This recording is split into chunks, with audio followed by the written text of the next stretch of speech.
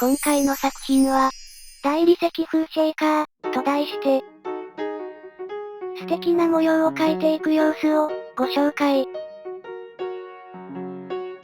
それでは作業開始。まずジェルネイル、ミスティピンクと、レジン液の、人魚の涙、アクアを混ぜる。そして、シナモンベージュも追加する。ちなみにジェルネイルは100均の、セリア、で購入したもの。こんな感じで濃度を調整して、色を作ったら、着色したレジン液を、一気にモールドに流し込む。硬化したら、裏面の装飾タイム、スタート。ここでは、クレア、を使う。中粘土のレジン液だよ。そしてこれは、金箔。配置したら、細切れにする。裏面って、こんなに金色ピカピカじゃなかったような。まあ、細かいことは気にしない。この先の展開にご注目。とりあえず新たに、濃い色を調合して、用意しておく。ここで再び人魚の涙、アクアの出番。アクア、を全体に塗ったので、これで器は仕上がったね。次に、ジェルネイル、ミスティピンクを直接塗る。真ん中の金箔部分を、完全に隠さないようにね。そしてさっき調合した色を、筆を使って塗っていく。ちなみにこの筆も、100均で買えるよ。高いものは必要ない。グラデーションを意識しつつ、塗ったら効果。次に塗る色は、白。これは Amazon で購入したらしい。金箔が隠れるか隠れないか、ギリギリな感じで塗る。これでちょっとは雰囲気出てきたかな。でもまだまだ目指すは大理石、高級感を手作りするでー。さて、今作っている色は、奥さん曰くダークブラウン。いやこれ、ダークブラウンより、ちょっと明るめな感じだね。まあ細かいことは気にしない。ここで、ネイルアート用の筆を使う。極細。というわけではないけど、それなりに細い筆だね。線を描いたら筆を変えて、クリアレジン液を塗る。まあつまり、線をにじませる、ってことらしい。不自然を自然に、線を模様に変える。だいぶそれっぽく、仕上がってきた感ある。続いてさっきと同じように、今度は白い線を引いていく。あ、さっきと同じ筆だけど、少し細めを意識して、描いてるね。恒例のにじませタイム。意外と繊細な、筆運び。まあ、これでだいぶ、雰囲気出てきたと思うよん。今回の作品のように、描いてみた系の、作品ももう少し作りたい。やりたいことがありすぎて、困るっていうパターン。時間がたくさんあったらなぁ。何でもできるのに。さて、このペンは、金色の粉が出る、不思議なアイテム。金粉を振りまいたら、マリーンでコーティング。模様を描いたら、表面がデコボコになったけど、もう大丈夫。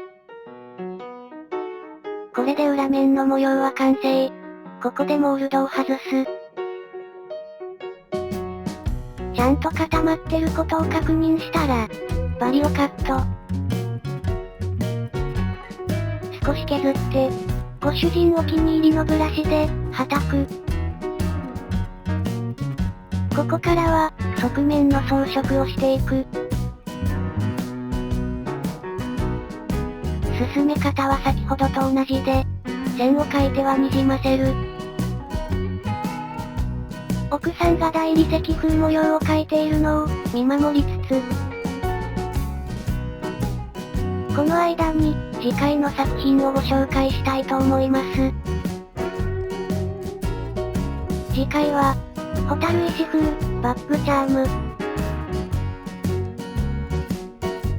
キラキラ感と立体感を感じられる作品で、見どころはなんと、エンボスヒーター使用シーン。熱を加えるってことだよね多分。めっちゃ気になるわ。チャンネル登録して、動画を待っててくれると嬉しい。高評価やコメントも、励みになるのでよろしくお願いします。さて、作業工程を見ていこうかな。お、側面の装飾が完了したところか。では次は、内部にも、模様を描いていく。でもぶっちゃけこの内部は、後で具材を入れるので、あまり目立たないと思うのだけれど、奥さんのこだわりが強く、しっかり模様を描いてます。それにしても今回は、急にご主人の仕事が忙しくなったこともあり、動画編集に、過去一番時間がかかってしまった。ごめんねー。次の動画は、もっと早く投稿できるといいな。頑張ります。さて、ダイソーで購入した、ジェルネイル、トップコートを塗って、これで内部の、大理石風模様の装飾は、完了。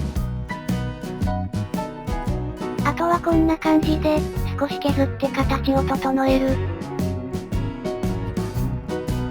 このタイミングで、綺麗に洗っちゃいましょう。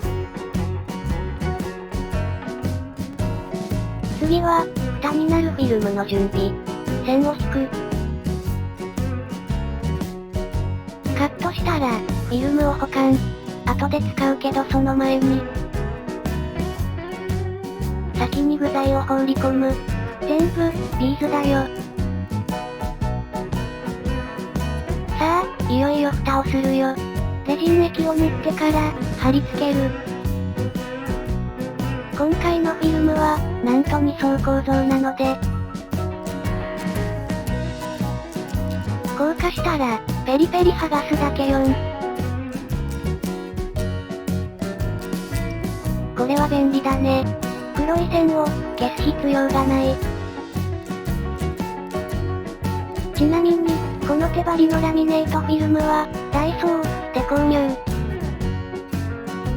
100均で大抵のものはゲットできる。超便利。さてさて、現在マリーンを使ってコーティング中。これで、表面の加工は終了。次は、バリをカットして、側面を少し磨いておく。そして今回は、内部に液体を注入しないので、中身が出てくることはありませんが、穴は塞いでおきます。ついでに、アクセサリーパーツも、接着しておく。編集でカットしてますが、一回接着、失敗してます。しっかりレジン液を塗る。しっかり時間をかけて、硬化しよう。基本を守らないと、失敗します。要注意です。側面をトップコートで、コーティングしてこうか。そして、デコレーションシールの、バラを使う。ダイソーで購入したもので、結構硬い。デコレーションシールとは名ばかりの、鉱物的な何か。とりあえず無事硬化して、接着完了。さあ、あとはアクセサリーパーツを、連結していきましょう。もう完成は間近ですね。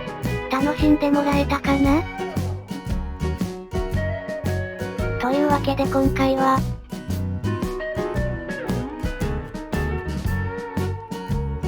大理石風バッグチャームを作ってみた、の回でした。今回もエンディングで、僕の可愛い姿が見られるので、最後の最後まで、見ていってくれると嬉しい。ではまた、次回の作品で会いましょう。